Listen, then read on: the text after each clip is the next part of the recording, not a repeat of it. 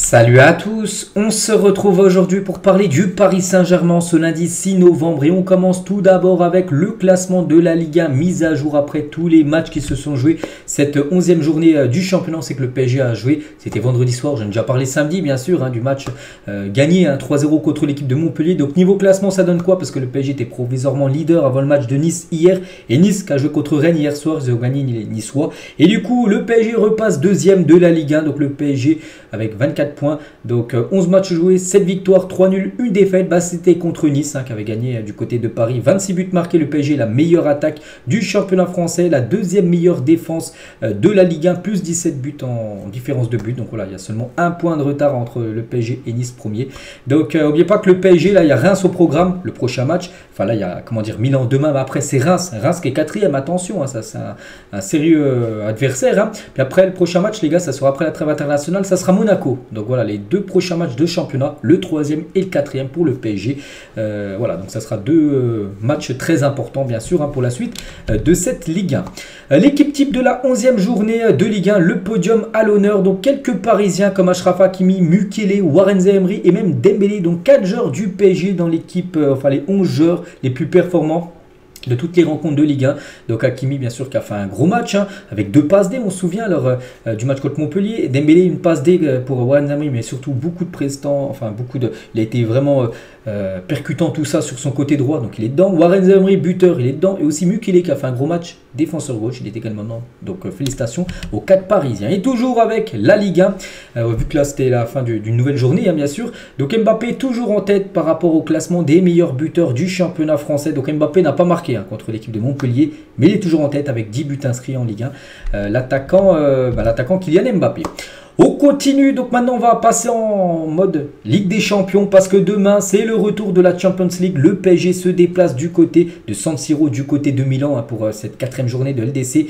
Et aujourd'hui il y a eu entraînement, la préparation pour le déplacement à Milan continue. Quelques photos de l'entraînement Kylian Mbappé, on peut voir aussi bien sûr le jeune Warren Zaïre, on peut voir Lucas Hernandez, on peut voir Gonzalo Ramos, c'est le gardien, le Tellier je crois, et même Vitinha. Voilà quelques photos bien sûr concernant l'équipe qui se déplace, enfin c'est aujourd'hui, ils vont pas arriver demain à Milan alors que le match est demain, non ça sera aujourd'hui, ils vont prendre l'avion et venir la veille bien sûr du côté de Milan. Et concernant cette équipe de Milan, tiens, le futur adversaire, on va parler de leurs derniers résultats parce qu'ils ont joué, c'était samedi, et ils ont perdu chez eux contre Udinese 1-0. Donc là ils préparent très mal bien sûr la réception du PSG, cette équipe de Milan. Donc surtout que sur leurs 4 derniers matchs, toutes compétitions confondues, aucune victoire. Vous avez pris un 3-0 contre le PSG, ils ont perdu 1-0 ce week-end.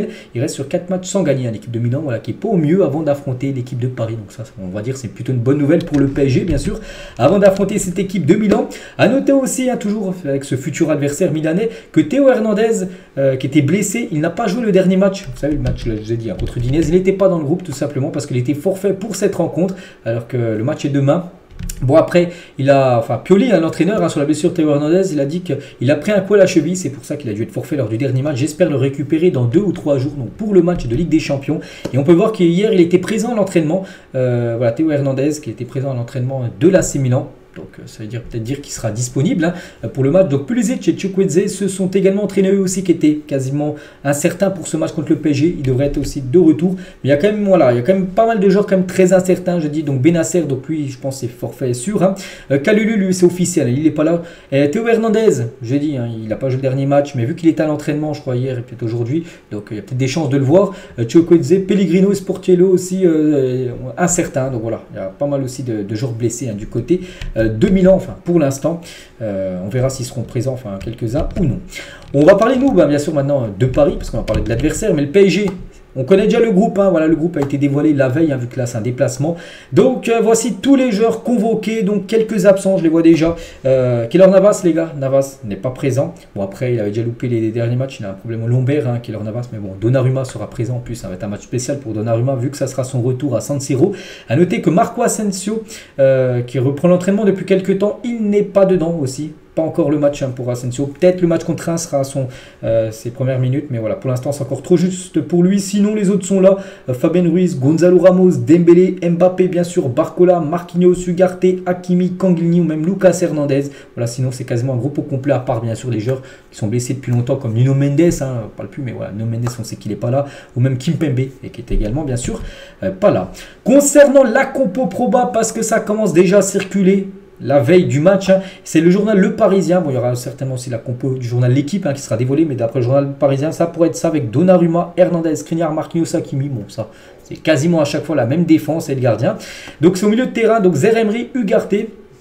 Et en gros, ce serait Kangini, Dembélé, Koulibaly, Mbappé. En gros, c'est ça, ce serait la même compo qui a commencé, enfin quasiment la même compo qui a commencé le match lors du dernier match contre Montpellier. Donc voilà, concernant ce 11 qui pourrait être aligné pour cette rencontre. Donc voilà, voir Kangini titulaire, pour moi ce ne serait pas un scandale au vu des derniers matchs qu'il a fait.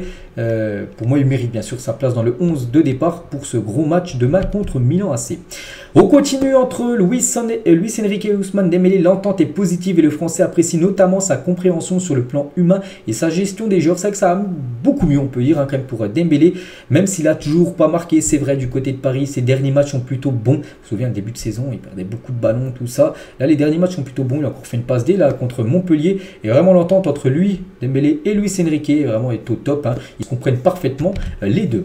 On va parler du jeune Warren Zaïre-Emery. Devrait bien être appelé en équipe de France lors du prochain rassemblement et c'est tellement mérité pour lui. C'est Fabrizio Romano qui dit ça parce que jeudi, le 9, jeudi, à 14 h, Deschamps va dévoiler sa liste pour les 2 prochains matchs des Bleus et il devrait bien être dedans, le jeune Parisien. On est tellement content pour lui parce que le mérite. N'oubliez pas qu'il a été convoqué il y a à peu près 2 mois avec l'équipe de France Esport. Il peut déjà faire le tremplin équipe de France A.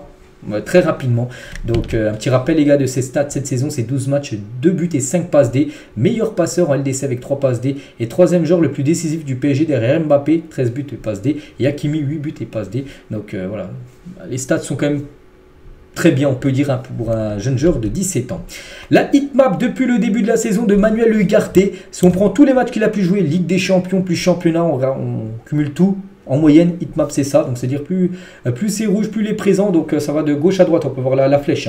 Donc voilà, on peut voir qu'il est souvent déjà dans le camp adverse, parce qu'on peut voir un peu plus de rouge dans le camp adverse, et beaucoup au milieu, et surtout partout, il est partout, ce Manuel Ugarte. Et regardez, tiens, le match de Ugarte, Kangini et Warren Zaïre-Emery, le match contre Montpellier qu'ils ont fait, donc Ugarte, comparé qui est un peu partout les gars, donc 72 passes réussies sur 76 tentées, une passe clé qui amène à un tir, 4 passes en profondeur réussies sur 5 et 9 duels remportés sur 13 au sol, 9 duels remportés sur 13 tentés au sol, réalisés on peut dire par Ugarte. Kangini, on peut voir aussi les stats magnifiques, une passe clé, un but, un tir cadré lors de son match contre Montpellier ou même Warren.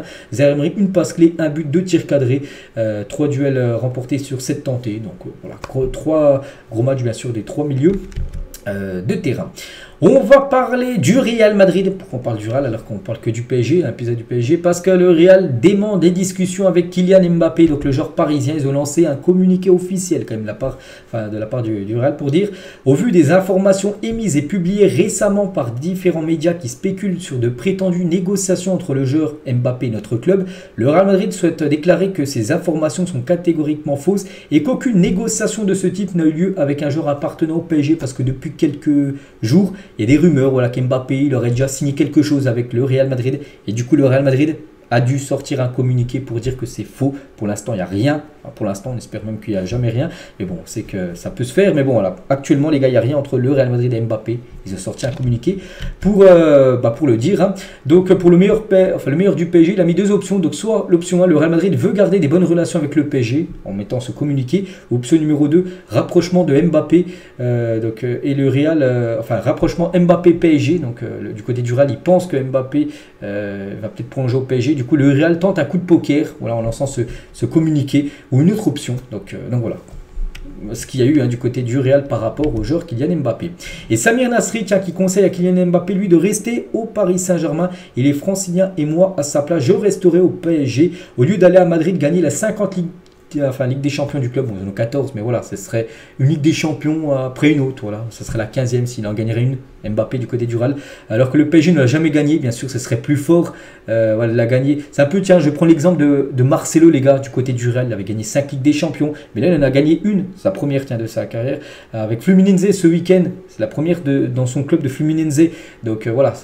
C'est quelque chose d'unique, hein. C'est pour ça qu'Mbappé, ce serait beaucoup plus fort de gagner une Ligue des Champions à Paris qu'une nouvelle du côté du Real Madrid. Voilà. Même si on sait qu'actuellement le Real a plus de chances de gagner la Ligue des Champions que le PSG. On peut voir hein, qu'ils en ont 14 alors que le PSG en a 0 hein, toujours.